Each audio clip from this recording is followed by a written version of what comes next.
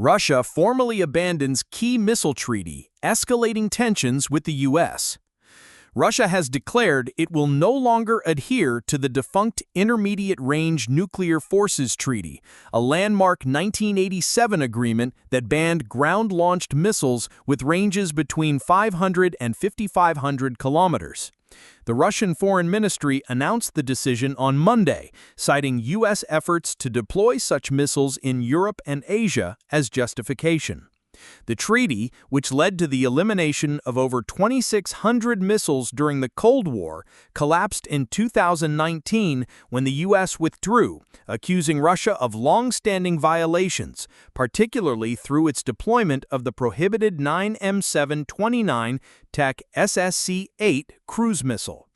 The move comes amid heightened tensions over Russia's war in Ukraine, where Moscow has already used the Oreshnik missile, a system that violates the INF Treaty's range restrictions.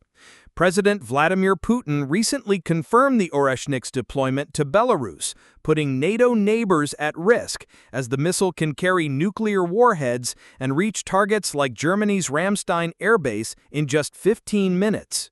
Meanwhile, the U.S. plans to station intermediate-range missiles in Germany by 2026, prompting Russian vows of retaliation. The breakdown of arms control has sparked fears of a new Cold War-style arms race, with experts warning that Europe could face rapid nuclear threats with little warning. The New START Treaty, the last major U.S.-Russia arms pact, is also in jeopardy as Russia suspended participation in 2023 and the agreement expires next year.